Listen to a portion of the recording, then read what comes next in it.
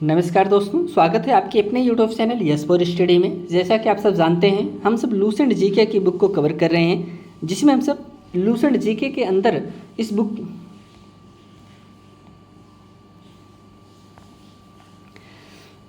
नमस्कार दोस्तों, स्वागत है आपके अपने YouTube channel yes for study में। जैसा कि आप सब जानते हैं, हम सब लूसेंट जीके की बुक को कवर कर रहे हैं। इसके अंतर्गत जितने भी सब्जेक्ट हैं, सभी सब्जेक्ट को हम सब कवर करेंगे। आप कोई भी एग्ज़ाम की तैयारी कर रहे हो, उस एग्ज़ाम के लिए यह बुक बहुत ही महत्वपूर्ण होती है।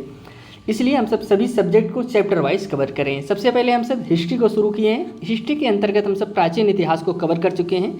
आज हम सब मध्यकालीन भारत को शुरुआत करेंगे। इसमें सबसे पहले हम सब समझेंगे महमूद गजनवी के बारे में, मोहम्मद गोरी के बारे में, गुलाम वंश के बारे में, खिलजी वंश के बारे में। डेली हम सब ऐसे ही चैप्टर को कवर कर रहे हैं। अगर आप इस चैनल पर नए हैं तो चैनल को जरूर सब्सक्राइब कर लीजिए दोस्तों। आपके एग्ज़ाम के पॉइंट ऑफ व्यू से बहुत ही महत्वपूर्ण चैनल है। आइए दोस्तों, हम सब आगे बढ़ते हैं और क्लास की शुरुआत करते हैं। अब यहाँ से हम सब समझते हैं मध्यकालीन भारत को। मध्यकालीन भारत पर अब यहाँ से हम सब समझते हैं मध्यकालीन भारत को।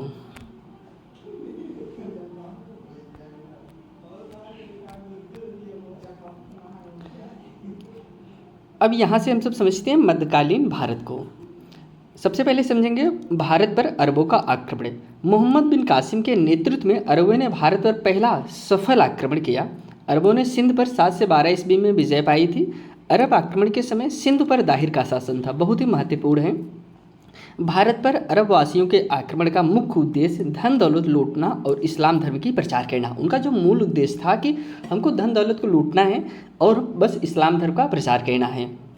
यहाँ से 2-3 चीज़ आप समझते रहिए जो आपके एग्जाम में पूछ सकते हैं कि किस वर्ष आक्रमण हुआ था 7 से 12 ईस्वी में। कौन किया था दोस्तों? मोहम्मद बिन कासिम ने किया था। स्थान क्या था? सिंध था, जो मुल्तान है, और वर्तमान ये स्थान दोस्तों पाकिस्तान में है। वहाँ का शासक कौन था? राजा दाहिर था दोस्तों। परिणाम इसमें क्या हुआ था? मोहम्मद बिन कासिम ने राजा दाहिर को हराकर सिंध पर कब्जा कर लिया था। 2-3 फैक्ट इसमें याद करिएगा, क्योंकि इसी से बार बार क्वेश्चन पूछे जाते हैं। अब हम सब समझते हैं महमूद गजनी को। 1932 ईस्वी में अलाउद्दीन नामक एक तुर्क सरदार गजनी साम्राज्य की स्थापना किया। किसने किया था दोस्तों? अलाउद्दीन नामक एक तुर्क सरदार था जिन्हें गजनी साम्राज्य की स्थापना की थी। आगे बढ़ते हैं। अलाउद्दीन की मृत्यु के पश्चात कुछ समय तक गजनी में पिरतगीन ने शासक किया। इसी के शासनकाल 972 से 977 ईस्वी में सर्वप्रथम भारत पर आक्रमण किया गया दोस्तों। इसके शासनकाल में कब दोस्तों? 972 से 77 ईस्वी में सर्वप्रथम भारत पर आक्रमण किया गया। प्रथम तुर्क आक्रमण के समय पंजाब में शाही वंश का शासक जयपाल शासन कर रहा था। आगे बढ़ते हैं। अलाउद्दीन का गुलाम तथा दामाद सुबुक्तगीन, जो कि 977 ईस्वी में गजनी की गद्दी पर बैठा। महमूद गजनी सुबुक्तगीन का पुत्र था। जो अब देखिए यहाँ से भूमिका तैयार हो रहा है। जो गजनी था दोस्तों, वह किसका पुत्र था? वह सुबुक्तगीन का पुत्र था, जिसका जन्म 1 नवंबर 971 ईस्वी में हुआ था। हम क्योंकि गजनी के बारे में जान रहे हैं, सबसे पहले गजनी की समझ लेना, गजनी का उत्पत्ति कैसे हुई, गजनी कौन था, कैसे गजनी आया। तो अब हम समझते हैं। अपने पिता के काल में महमूद गजनी ने खुरासान का शासक था। महमूद गजनी 27 वर्ष की अवस्था में 998 ईस्वी में गद्दी पर बैठा। बगदाद का खलीफा अल आदिल बिल्लाह ने महमूद गजनवी के पद को मान्यता प्रदान करते हुए उसे यमीन उद दौला तथा यमीन उल मिल्लाह की उपाधि दी थी। किसने दिया था दोस्तों? वो अब देखिए एग्जाम में पूछ सकता है कि यमीन उल दौला या फिर अमीन उल मिल्लाह की उपाधि उसे किसने दिया था दोस्तों? बगदाद के खलीफा अल आदिर बिल्लाह ने दिया था। आगे बढ़ते हैं। महमूद गजनी ने भारत पर 17 बार आक्रमण किए। बहुत बार एग्जामों में पूछा गया कि जो महमूद गजनी था तो भारत पर 17 बार आक्रमण किया था। महमूद ने भारतीय आक्रमण का वास्तविक उद्देश्य धन की प्राप्ति था। उसका उद्देश्य दोस्तों बस एक ही उद्देश्य था कि उसको धन चाहिए था। महमूद गजनवी एक मूर्धभंजक आक्रमणकारी था। महमूद गजनी ने भारत पर प्रथम आक्रमण 1000 ईस्वी में किया तथा पेशावर के कुछ भागों पर अधिकार करके वह अपने देश लौट गया। महमूद गजनी ने 1001 ईस्वी में शाही राजा जयपाल के विरुद्ध आक्रमण किया। इसमें जयपाल की पराजय हुई थी। महमूद गजनी ने 1008 में नगरकोट के विरुद्ध हमले को मूर्तिवाद के विरुद्ध पहली महत्वपूर्ण जीत बताई जाती है। महमूद गजनवी ने थानसेरी, एक मिनट दोस्तों, महमूद गजनवी ने थानसेर के चक्र स्वामीन की कांस्य निर्मित आदमकद प्रतिमा को गजनी भेजकर रंगभूमि में रखवाया। महमूद गजनवी का सबसे चर्चित आक्रमण 1025 ईस्वी में सोमनाथ मंदिर, सौराष्ट्र के नाम से जाना जाता था, सोमनाथ का मंदिर पे जो आक्रमण था, इसका दोस्तों सबसे ज़्यादा जो चर्चित आक्रमण था ये सोमनाथ के मंदिर का ही आक्रमण था, जो कि ये 17वीं इस पे विजय प्राप्त किया था। इस मंदिर की लूट में उसे करीब 20 लाख दिनार की संपत्ति हाथ लगी। सोमनाथ की रक्षा में सहायता करने के कारण अनहिलवाड़ के शासक पर महमूद ने आक्रमण किया। सोमनाथ मंदिर लूट कर ले जाने के क्रम में महमूद पर जाटों ने आक्रमण किया और कुछ संपत्ति लूट लिया। जब वह लूट के ले जा रहा था दोस्तों, जाटों ने भी उसके ऊपर आक्रमण करके उसकी कुछ संपत्ति उससे भी उन्होंने लूट लिया था। तो इसमें सन आप याद रखिएगा कि 1025 ईस्वी में सोमनाथ मंदिर, जो कि वर्तमान में गुजरात में स्थित था, उसमें सौराष्ट्र के नाम से जाना जाता था, तो वहाँ पर आक्रमण किया था। आगे बढ़ते हैं।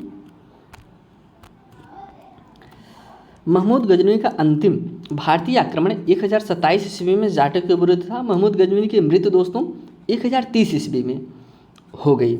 सुल्तान की उपाधि धारण करने वाला प्रथम शासक महमूद गजनवी था।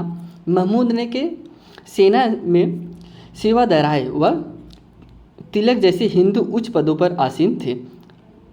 अलबरूनी, फिरदौसी, उत्बी तथा फरूखी महमूद के गजनवी के दरबार में रहते थे। अब हम समझते हैं मोहम्मद गोरी के बारे में। महमूद गजनवी के बारे में कुछ फैक्ट आप जानते रहिए कि महमूद गजनवी भारत में अस्थायी शासन स्थापित नहीं किया था। वह अस्थायी शासन करने नहीं आया था कि हमको भारत में आके अस्थायी शासन करना, बस वह लूटपाट के इरादे से भारत आया था।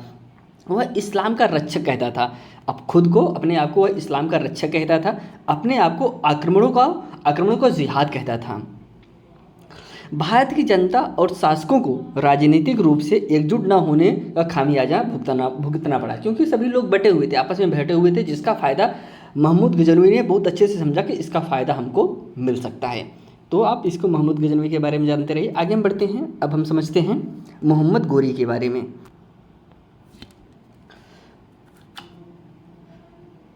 मोहम्मद गोरी गजनी के अधीन एक छोटा सा राज्य था। 1173 ईस्वी में शहाबुद्दीन मोहम्मद गौर का शासक बना। इसने भारत पर पहला आक्रमण 1175 ईस्वी में मुल्तान के विरुद्ध किया था। मोहम्मद गौरी का दूसरा आक्रमण 1178 ईस्वी में पाटन, जो कि गुजरात में है, वहाँ किया था।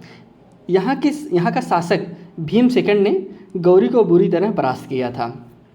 अब हम समझते हैं मोहम्मद गौरी के द्वारा कुछ लड़े गए प्रमुख युद्ध और उनके परिणाम क्या थे, उसको समझते हैं।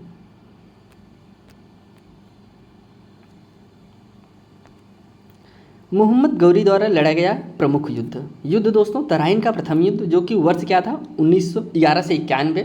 पक्ष दोस्तों गौरी और पृथ्वीराज चौहान के बीच हुआ, जिसमें पृथ्वीराज चौहान दोस्तों इसमें विजय हुई। तराइन का द्वितीय युद्ध 11 से 92 ईस्वी में हुआ था, जिसमें गौरी या पृथ्वीराज चौहान, जिसमें गौरी की विजय हुई थी। चंदावर का युद्ध दोस्तों 11 से 94, जो कि गौरी और जयचंद के बीच हुआ, जिसमें गौरी की विजय हुई थी। एक चीज़ गौरी के बारे में आप महत्वपूर्ण नोट करिएगा, भारत पर अस्थाई इस्लाम के शासक की नींव रखने वाला कौन शासक था, वह मोहम्मद गौरी था। गौरी जो आया था वह दोस्तों सिर्फ लूटपाट करने के आया था, लेकिन वो गजनी आया था तो वो सिर्फ लूटपाट करने के लिए आया था। लेकिन मोहम्मद गजनी जो आया था लूटपाट करके लेके चला गया। लेकिन जो आपका गौरी आया मोहम्मद गौरी, वह इस्लाम धर्म की नींव वहाँ पे रखा कि हाँ इस्लाम धर्म यहाँ पे रहेगा। ये चीज़ आप जानते रहिए। आगे बढ़ते हैं। मोहम्मद गौरी भारत के विजित प्रदेशों पर शासन का भार अपने गुलाम सेनापतियों को सौंपते हुए गजनी लौट गया। वह दोस्तों लूटपाट किया और जो जीता था अपने जो उसके सेनापति थे उनको देते हुए वापस चला गया। मोहम्मद गौरी की हत्या 15 मार्च 1206 ईस्वी को कर दी गई। अब हम सब समझते हैं सल्तनत काल। सल्तनत काल में सबसे पहले आएगा दोस्तों गुलाम वंश। गुलाम वंश की अगर हम सब बात करें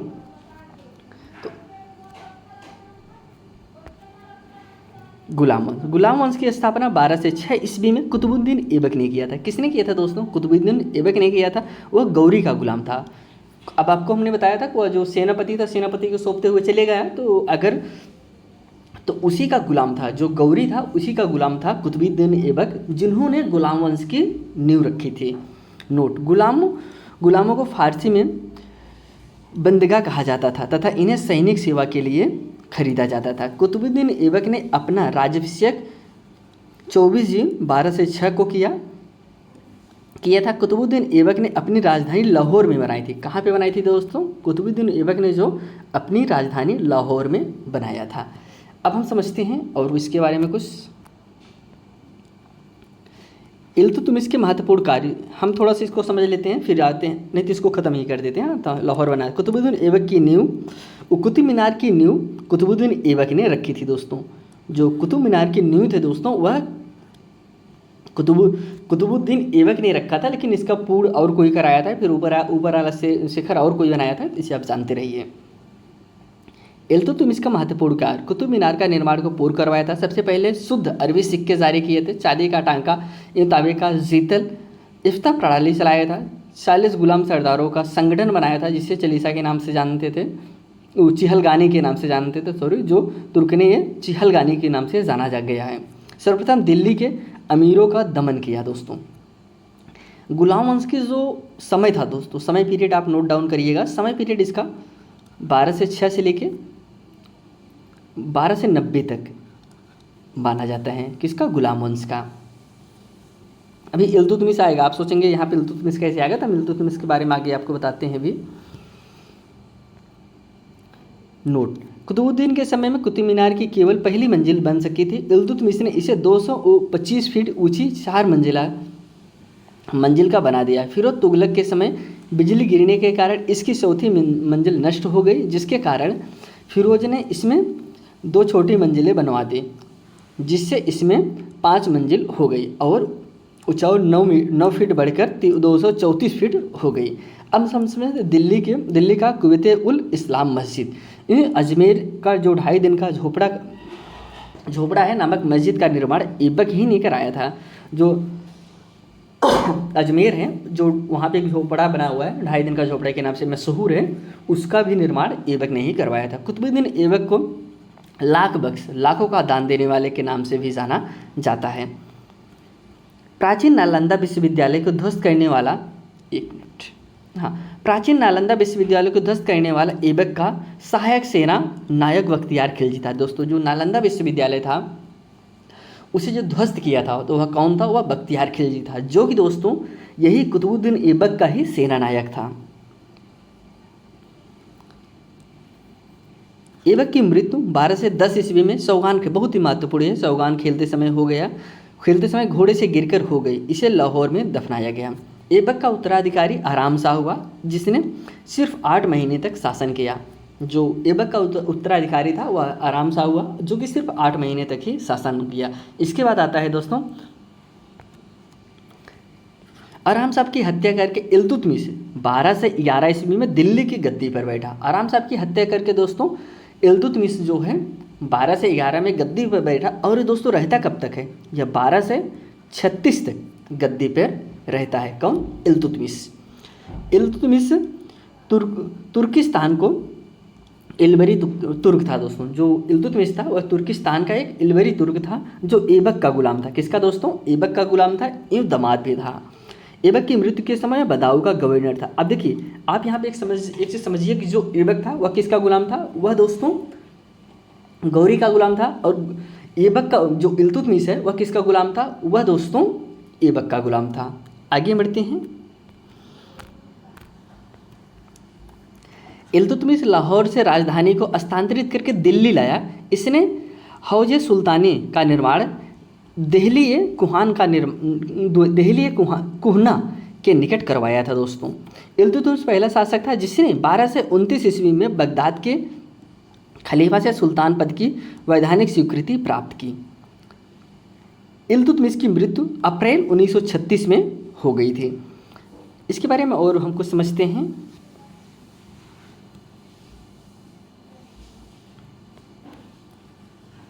मंगोलों के बारे में यहाँ पे दिया गया है, उसको पढ़ते हैं। मंगोल। मंगोल चीन के उत्तर में गोबी के रेगिस्तान के निवासी थे। वह एक घूमने फिरने वाले अर्धसभ्य जाति था। उनका पेशा घोड़े और अन्य पशुओं का पालन करना था। वे बहुत गंदे रहते थे तथा सभी प्रकार के मांस खाते थे। उनमें स्त्री विषयक नैतिकता का सर्वथा अभाव था। यद्यपि मऊ का सम्मान करते थे। वे विभिन्न कबीलों में बटे थे। उन्हें कबीलों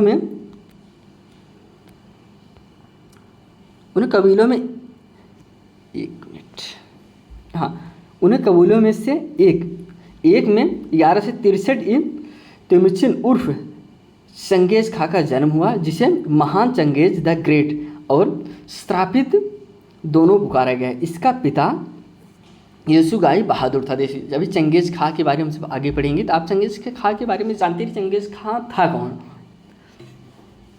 अब समझते हैं। चंगेज खा से बचने के लिए ख्वारिज़म के सम्राट जलालुद्दीन को इल्तुतमिश ने अपने यहाँ शरण नहीं दी थी। किससे दोस्तों? चंगेज खां। इल्तुतमिश के बाद उसका पुत्र रुकनुद्दीन फिरोज शाह गद्दी पर बैठा। वह एक अयोग्य शासक था। इसके अल्पकालीन शासक पर उसकी मां शाह तुर्कान छाई रही। शाह तुर्कान के अवांछित प्रभाव से परेशान होकर तुर्क अमीरों ने रुकनुद्दीन को हटाकर रजिया को सिंहासन पर आसीन किया। देखिए, रजिया के बारे में अगर हम सब बात करें तो रजिया पहली मुस्लिम शासक थी, भारत की प्रथम मुस्लिम शासक थी, जिसका अगर हम सब शासनकाल की बात करें तो एक मिनट, हाँ, सिंहासन पर आसीन किया। यहाँ पे ना तुर्क अमीरों ने हटाकर रजिया को सिंहासन पर आसीन किया। रजिया का अगर हम सब कार्यकाल की बात करें तो रजिया का कालकाल वही 1236 से लेकर 1240 तक वह शासन की थी।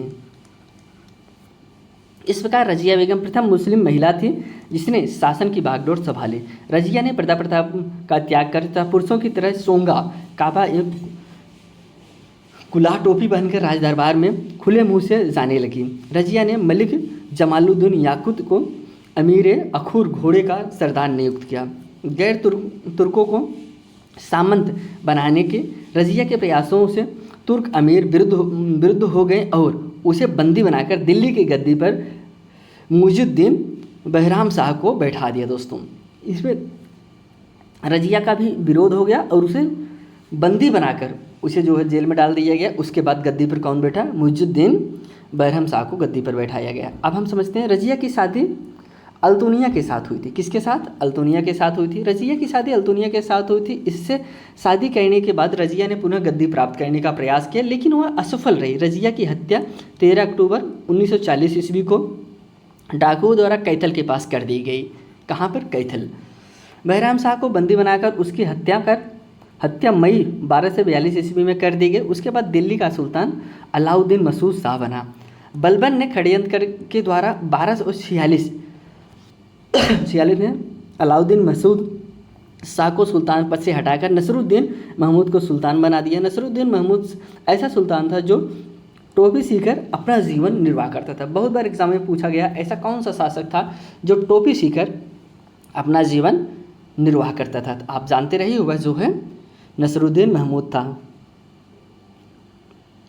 देखिए, यह शासक जरूर था लेकिन सारी देखभाल कौन कर रहा था? बलबन ही कर रहा था।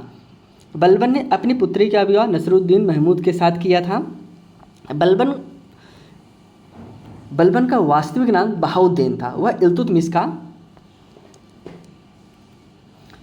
इल्तुतमिश का गुलाम था। तुर्की चहलगानी का विनाश बलबन ने किया था। बलबन 12 से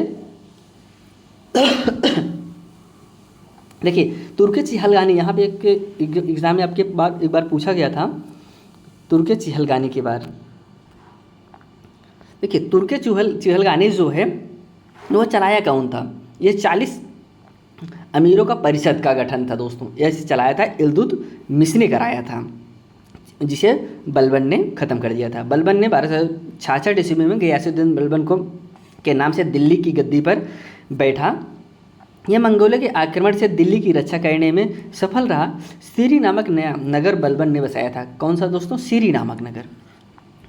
राज दरबार में सिजदा एवं पैबोस प्रथा शुरुआत बलबन ने ही की थी। बलबन ने फारसी रीति रिवाज पर आधारित नवरोज फारसी का पहला दिन उत्सव प्रारंभ कराया। अपने विरोधियों के प्रति बलबन ने कठोर लौह एवं रक्त की नीति का पालन किया था। दोस्तों एग्जाम में आपके यही पूछा जाता है कि लौह एवं रक्त की नीति किसने शुरू किया था? यह दोस्तों बलबन ने शुरू किया था। आगे बढ़ते हैं। नसरुद्दीन महमूद ने बलबन को उलूग खां की उपाधि प्रदान की। बलबन आखेड़क अभियान के बहाने अपनी सेना को लंबी दूरी तक कवायद कराकर दुरुस्त रखता था। बलबन के दरबार में फारसी के प्रसिद्ध कवि अमीर खुसरो एवं अमीर हसन रहते थे। गुलाम वंश का अंतिम शासक शमसुद्दीन कैमर्स था। देखिए गुलाम वंश आपको बताए थे 1290 तक चला था। गुलाम वंश 1206 से लेके, बहुत ही महत्वपूर्ण इसे आप जानते रहे, 1206 से लेके 1290 तक गुलाम वंश चला था। गुलाम वंश का अंतिम जो शासक था वह शमसुद्दीन कैमर्स था। तो दोस्तों यहाँ पे बलबन गुलाम वंश खत्म होता है। आगे हम सब बढ़ते हैं। अब हम समझते हैं खिलजी वंश। गुलाम वंश के बाद जो वंश चला दोस्तों 1290 से लेकर 1320 तक खिलजी वंश चला। गुलाम वंश के शासन के समाप्त कर 13 जून 1990 ईस्वी को जलालुद्दीन फिरोज खिलजी ने खिलजी वंश की स्थापना की। किसने दोस्तों? जलालुद्दीन फिरोज खिलजी ने खिलजी वंश की स्थापना की थी। इसने किलखुरी को अपनी राजधानी बनाया। जलालुद्दीन की हत्या 1296 ईस्वी में उसके भतीजे एवं दामाद अलाउद्दीन खिलजी ने कर दिया। आप जानते रहिए अलाउद्दीन खिलजी ही उसका जो कि दामाद था और उसका भतीजा भी था, उन्होंने जलालुद्दीन की हत्या कर दी थी। आपने एक मूवी देखा होगा पद्मावत। पद्मावत में उसमें बताया गया कैसे जलालुद्दीन खिलजी की हत्या अलाउद्दीन खिलजी ने किया था। अलाउद्दीन खिलजी ने कड़ा मानिकपुर प्रयाग में कर दी थी। आगे बढ़ते हैं। 22 अक्टूबर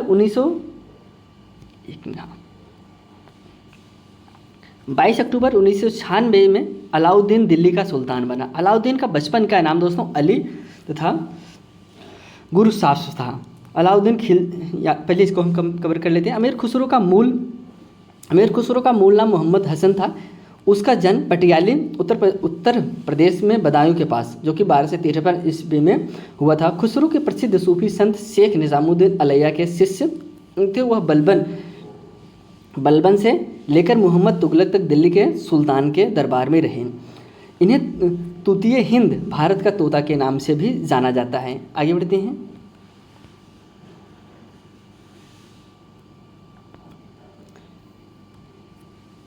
सितार और तबले का आविष्कार का श्रेय अमीर खुसरो को ही जाता है। अलाउद्दीन खिलजी ने सेना को नगद वेतन देने एवं अस्थायी सेना की नींव रखे। देखिए नगद वेतन की शुरुआत, अस्थायी सेना की नींव रखने का शुरुआत किसे जाता है? अलाउद्दीन को ही जाता है। दिल्ली के शासक ने अलाउद्दीन खिलजी के पास सबसे विशाल अस्थायी सेना थी। घोड़ा दागने एवं सैनिक हुलिया लिखने की प्रथा की शुरुआत अलाउद्दीन खिलजी ने किया था। दोस्तों यह घोड़ा दागने की प्रथा ऐसी थी, जैसे अलाउद्दीन खिलजी ने एक नियम लगाया था, जैसे अगर आपके पास घोड़ा है, आप हमारे यहाँ रजिस्टर करा दीजिए, आपको उसके बदले कुछ पेमेंट देते रहेंगे हम। लेकिन अगर जैसे हमारे पास युद्ध का जब ज़रूरत होगी तो हम बुलाएंगे तो आपको आना पड़ेगा। कुछ लोग होते थे एक बार जाते थे, घोड़ा दिखा के लाएँ, हाँ फिर दोबारा वैसे करने लगते थे, तो उससे नुकसान होने लगा उसका। उन्हें घोड़े को दागने की प्रथा शुरू कर दी। अगर आपने घोड़ा अपना ला के हमारे यहाँ रजिस्टर करा दिया तो आपके घोड़े के ऊपर एक स्टैम्प लग जाएगा, हाँ यह घोड़ा रजिस्टर्ड हो गया, ताकि दोबारा आप उसको न करा पाएँ। और सैनिकों को हुलिया, किस प्रकार से कौन सैनिक है उनका हुलिया भी लिखने की प्रथा शुरुआत की, ताकि धांधली ना हो। अलाउद्दीन ने भू राजस्व के दर को बढ़ाकर 1/2 भाग कर दिया। इसने खम्स लूट का धन में सुल्तान का हिस्सा 1/4 भाग के स्थान पर 3/4 भाग कर दिया। इसने व्यापारियों में बेईमानी रोकने के लिए कम तौलने वाले व्यक्ति के शरीर में से मांस काट लेने का आदेश दिया। इसने अपने शासनकाल में मूल्य नियंत्रण प्रणाली को दृढ़ता से लागू किया। देखिए इन्होंने एक नियम लगाया था, अगर कोई आप कुछ तौल रहे हैं, तौलने में अगर कोई आपको कम दे दिया, जितना कम दिया रहेगा उसका उतना मांस काट लिया जाता था पता चलने पर। दक्षिण भारत की विजय के लिए अलाउद्दीन ने मलिक कफूर को भेजा था। देखिए मलिक कफूर जो जलालुद्दीन था, वही मलिक कफूर को इसको दिया था कि हाँ, एक गुलाम था, इसको दिया था कि हाँ तुम्हारी देखभाल करने के लिए, और इसी से अलाउद्दीन खिलजी ने उसकी हत्या करा दिया था। आगे बढ़ते हैं। जमीयत खाना, मस्जिद, अलाई दरवाज़ा, सीरी का वीर किला व 1000 खम्भ महल का निर्माण अलाउद्दीन ने ही करवाया था। अलाई दरवाज़ा को इस्लामी वास्तुकला का रत्न कहा जाता है। दैवी अधिकार के सिद्धांत को अलाउद्दीन ने ही चलाया था। यहाँ पे इसके बारे में कुछ और लिखा गया है, इसको हम पढ़ लेते हैं।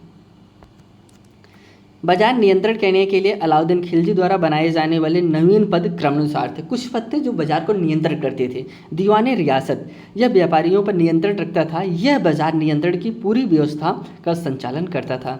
सहना ए मंडी, प्रत्येक बाजार में बाजार का अधीक्षक था। वरीद, बाजार के अंदर घूमकर बाजार का निरीक्षण करता था। इसके बाद है मुनिहान हुआ गुप्तचर, गुप्त सूचना प्राप्त करता था। दोस्तों इस प्रकार से इन्होंने काफ़ी सीढ़ियाँ बनाए थे जिससे एक दूसरे को पता करते थे कि हाँ कौन कोई गलती तो नहीं कर रहा है, कोई चोरी तो नहीं कर रहा है, क्या कर रहा है। सिकंदर सनी की उपाधि से स्वयं को अलाउद्दीन खिलजी ने विभूषित किया था। कौन से दोस्तों? सिकंदर सनी की उपाधि धारण किया था। अलाउद्दीन ने मलिक याकूब को दीवाने रियासत नियुक्त किया था। अलाउद्दीन द्वारा नियुक्त परवाना नवीस नामक अधिकारी वस्तुओं की परमिट जारी करता था। सहना ए मंडी, सहना ए मंडी दोस्तों क्या है?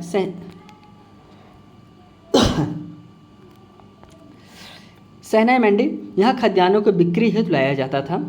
सराय अदल, यहाँ वस्त्र, शक्कर, जड़ी बूटी, मेवा, दीपक का तेल या अन्य निर्मित वस्तुएं बिकने के लिए आती थी। अलाउद्दीन खिलजी की आर्थिक नीति की व्यापक जानकारी जियाउद्दीन बर्नी की कृत तारीख़ फिरोज शाही में से मिलती है। खजानुल फतूर अमीर खुसरो, रिहला इब्न बतूता एवं फितुहस लातीन इसामी की कृति हैं।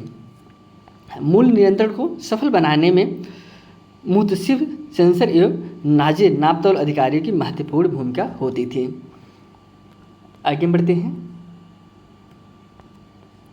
राजस्व सुधारों के अंतर्गत अलाउद्दीन ने सर्वप्रथम मिल्क इनाम एवं वक्फ के अंतर्गत दी गई भूमियों को वापस लेकर उसे खालसा भूमि में बदल दिया गया। आगे बढ़ते हैं। अलाउद्दीन खिलजी के द्वारा लगाए जाने वाले 2 नवीन कर थे। एक चरई कर दुधारू पशुओं पर लगाया जाता था, जो एक घड़ी कर जो घरों या झोपड़ी पर लगाया जाता था। एग्जाम में काफ़ी बार पूछा गया चरई कर घरई कर कौन लगाया था, आप जानते रहिए अलाउद्दीन ने ही इसको लगाया था। अलाउद्दीन खिलजी के शासनकाल में 1297 से लेकर 1306 ईस्वी तक मंगोलों के 6 आक्रमण हुए। प्रथम आक्रमण 1297 ईस्वी में कादर खां के नेतृत्व में, दूसरा आक्रमण 1298 ईस्वी में सल्दी के नेतृत्व में, तीसरा आक्रमण 1299 ईस्वी में कुतलुक ख्वाजा के नेतृत्व में, चौथा आक्रमण 1303 ईस्वी में तारगे के नेतृत्व में, पाँचवा आक्रमण 1305 ईस्वी में अलबेक के और तातर के नेतृत्व में, छठा आक्रमण 1306 ईस्वी में कबक एवं इकबालामंद के नेतृत्व में हुआ था। अलाउद्दीन खिलजी की जो मृत्यु हुई थी दोस्तों वह 5 जनवरी 1316 ईस्वी को हो गई थी। कुतुबुद्दीन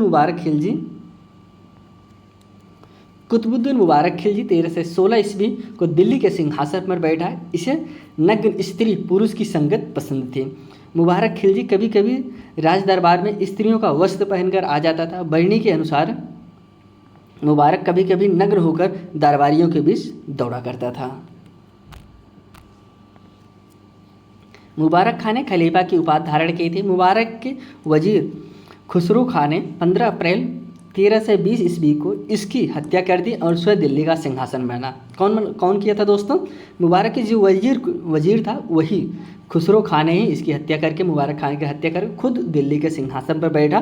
खुसरो खां ने पैगंबर के सेनापति की उपाधि धारण कर दी। अब इसके बाद हम सब तुगलक वंश को समझते हैं।